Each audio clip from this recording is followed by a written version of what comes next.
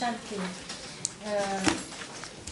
formateur en travail social, qui a été aussi éducateur de jeunes enfants en crèche, et c'est à ce titre aussi, au titre de son expérience dans une institution liée à l'accueil des familles, crèche parentale d'abord et puis crèche non parentale ensuite, qu'il a une perspective sur la question de la reproduction des normes familiales et de genre à travers l'accueil de la petite enfance. Okay. Bonsoir. Alors effectivement, moi je me situe plus du côté d'institutions d'accueil de la petite enfance et comment finalement, à travers ces institutions, les normes se reproduisent aussi, à travers les institutions, à travers les savoirs, les professionnels qui travaillent dans ces institutions. C'est vrai que moi j'ai traversé ce secteur professionnel pendant une vingtaine d'années avant d'être formateur, et que c'est un secteur qui m'a paru vraiment, au fur et à mesure de ce parcours, assez en décalage avec l'évolution des familles que je pouvais observer, et des familles qui pouvaient fréquenter la structure, quelque chose qui me paraissait assez conservateur au final quand même, ces crèches, on va les appeler comme ça. En même temps, c'est des structures qui sont de plus en plus amenées à entrer dans des missions liées à la parentalité. Colline parlait de soutien à la parentalité, donc on est aussi concerné. Donc les missions s'élargissent, il faut accompagner, il ne faut pas simplement accueillir les enfants, mais accompagner et soutenir les parents, il faut les aider à concilier leur vie familiale et vie professionnelle, et il faut aussi les inciter à participer, à s'impliquer dans les structures, dans les institutions de l'établissement. Donc il y a beaucoup de choses, d'actions qui sont proposées en direction des parents, voilà, individuelles dans les accueils, mais aussi collectifs, lors des premiers temps d'accueil des enfants, des adaptations, des réunions, des cafés parents, des entretiens, participation des parents à des ateliers, à des sorties, etc. Donc ça change le travail des professionnels qui doivent se positionner à l'égard des familles et des parents. À l'égard des parents, donc un terme neutre dont tu parlais aussi tout à l'heure, mais en fait derrière ce terme neutre qui effectivement peut aider à, comment dire, c'est un terme neutre, c'est un terme qui peut masquer aussi la réalité. Donc on entend beaucoup parler des parents, mais au final il s'agit aussi beaucoup de mères dans les structures d'accueil, c'est-à-dire les pères sont présents, viennent, mais la majorité quand même des parents qui se présentent, ce sont les mères. Et c'est elles qui sont plus en interaction avec les professionnels aussi. Elles sont en première ligne dans cet accueil, dans les structures. On avait fait une étude, on n'a rien découvert avec cette étude qu'on avait fait dans le cadre du diplôme que j'avais passé d'ingénierie sociale pour comparer, mesurer un peu la répartition des rôles entre les pères et mères dans les interactions avec les structures. Mais on a vu qu'effectivement les mères étaient omniprésentes dès les premiers contacts avec la structure.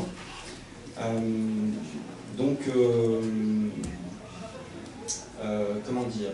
Alors, du côté des professionnels, en fait, ce qui se passe, c'est que les professionnels, en fait, s'appuient la plupart quand même sur des référentiels qui sont les référentiels dont on parlait tout à l'heure, de la psychologie et de la psychanalyse, qui sont peu mis à jour et qui, effectivement, consacrent la primauté de la relation mère-enfant, cette diade mère-enfant, qui mettent l'accent sur la question de la séparation mère-enfant, qu'il va falloir travailler de manière permanente. Donc les professionnels aussi sont focalisés sur cette question de la séparation mère-enfant, qui peut être source potentiellement de souffrance, d'angoisse, qui peut être parfois traumatisante, et c'est souvent dramatisé.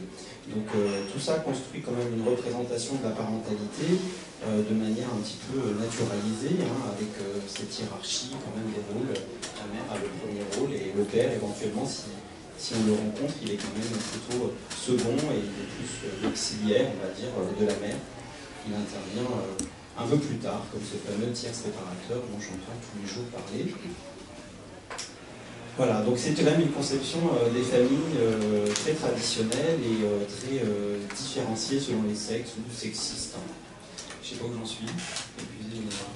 Mais comme les autres, j'ai pas été très... D'accord. Alors, qu'est-ce que je peux dire encore? Non, mais D'accord, ok. Okay. Là, tu as épuisé ton temps, mais si tu veux finir, ouais, okay. Un deuxième round. Ouais, ok. Donc voilà, donc ça c'est du point de vue des professionnels, représentation des familles qu'elles accueillent tous les jours. Et il y a aussi la question peut-être des professionnels qui travaillent et de la composition des équipes. Mais bon, je ne vais pas tout m'étendre là-dessus, mais bon, je suis un homme dans ce secteur, donc c'est aussi particulier, on est très très peu à travailler. Donc là aussi, il y a une représentation quand même de la mixité dans le secteur qui est finalement très sexiste, on va dire, hein, puisque on est pensé aussi comme complémentaire naturellement voilà, de nos collègues femmes, donc avec des activités ou des qualités qui nous sont attribuées, parce qu'on serait donc sexe homme, masculin, on aurait forcément telle qualité et on irait vers telle activité. Donc juste pour illustrer, les hommes dans ce secteur sont plutôt attendus sur la question d'autorité avec les enfants, c'est pas très original, mais on nous attend souvent là-dessus. L'histoire de l'ordre dans l'équipe, c'est-à-dire on mettrait un petit peu d'ordre dans les équipes de femmes. Hein. Je pourrais vous citer plein d'exemples. Voilà. On est là pour faire taire un peu les ragots. On est très axé sur les jeux moteurs, donc on aime beaucoup les jeux moteurs et les jeux d'extérieur. Et on est plus doué sur la gestion du groupe et du collectif que sur la relation individuelle. Donc les femmes, elles sont attendues sur leur disponibilité, leur écoute empathique, sur la question du corps, des soins du corps. On est tenu à distance plutôt des soins du corps, on ne va pas trop s'occuper du corps des enfants. Et elles sont plus, elles, attendues sur cette proximité physique, émotionnelle, relationnelle, relation individuelle. Voilà. Et juste pour faire un lien avec l'histoire peut-être des structures, hein, c'est vrai que j'en parle aussi dans l'article, on comprend mieux aussi tout ça, c'est pas une nouveauté évidemment, mais l'histoire des crèches, elle remonte au 19e siècle. Et donc elles se sont construites vraiment sur l'idée que la crèche allait remplacer la mère, hein, parce que toutes les mères ne pouvaient pas s'occuper de leurs enfants. Donc on était vraiment sur cette idée du remplacement de la mère et sur une idée quand même assez négative finalement, une pensée négative. C'est vraiment parce que la mère ne peut pas s'occuper de l'enfant que par défaut quand même cette structure s'en occupe. Et on est toujours, je trouve, sur ce référentiel négatif. On a du mal à penser positivement quand même ces structures autour de ce qu'elles peuvent apporter aux enfants et aux parents, et aussi de ce qu'elles représentent finalement en tant que petite communauté, je dis, pleine de vie et vivante aujourd'hui. Qu'est-ce qu'elle cette petite communauté? Si on pense que la séparation, on est sur un registre négatif. Voilà.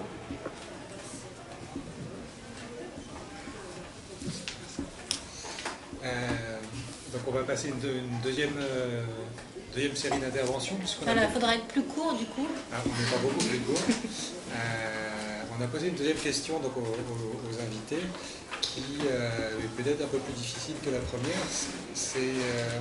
On leur a demandé mais finalement pourquoi la famille persiste tant que ça à travers le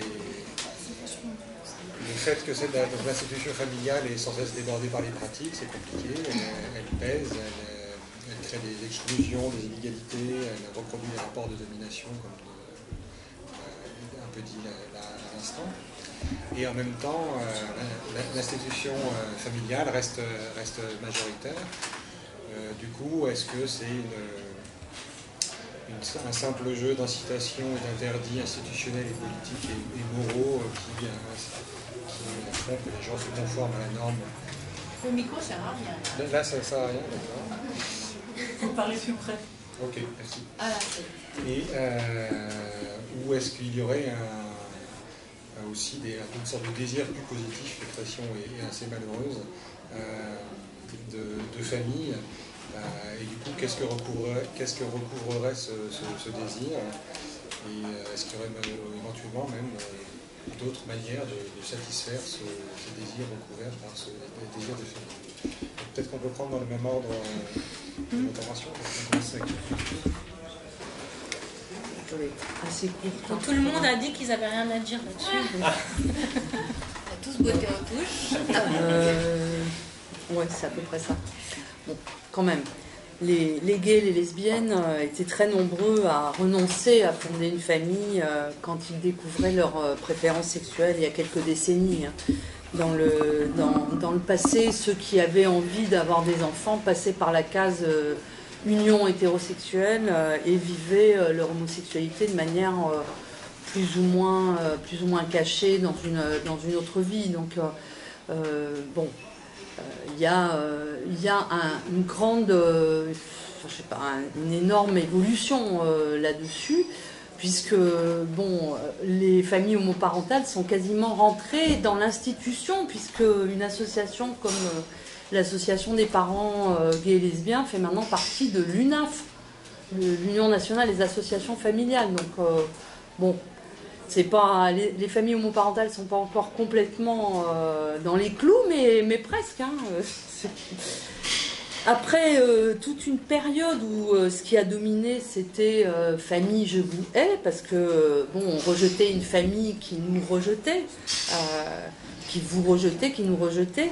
Il y a eu plusieurs évolutions. D'abord à partir de 1981, une évolution du regard social sur l'homosexualité, qui a sans doute joué dans l'augmentation de l'estime de soi des homosexuels, qui petit à petit ne renoncent plus quand ils découvrent leur préférence sexuelle à fonder une famille si ils le souhaitent.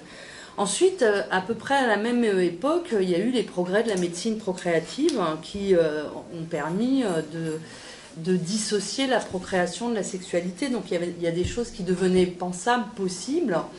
Et puis aussi, il y a eu l'hécatombe du sida en même temps. Enfin, ces trois choses se sont passées à peu près à la même période. Alors, je ne sais pas répondre à la question. Moi, j'ai envie de poser une autre question. C'est pourquoi les gays et les lesbiennes, finalement, échapperaient-ils au désir de fonder une famille, de trouver une prolongation de soi, surtout après la période sida, qui a été une véritable hécatombe, de transmettre ce qu'ils ont reçu de leurs propres parents, que ce soit juste la vie ou que ce soit un patrimoine, des biens, etc. Bon, moi, quand j'étudie le désir d'enfant des gays ou des lesbiennes, il n'apparaît pas comme quelque chose d'extraordinaire. Chez les lesbiennes, le désir d'enfant va s'exprimer souvent, et depuis longtemps déjà, comme un projet parental de couple.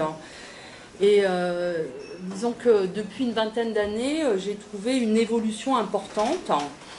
C'est que il y a une vingtaine d'années, elles disaient beaucoup moins qu'aujourd'hui qu'elles sont deux mères. Elles disaient, bon, on est en couple, mais c'est une mère et sa compagne. Aujourd'hui, elles sont deux mères, elles se disent plus facilement, elles se font appeler maman toutes les deux, ou maman suivie du prénom, et elles le font beaucoup plus facilement qu'il y a une quinzaine d'années. Donc c'est une évolution aussi dans la perception de comment on peut fonder famille.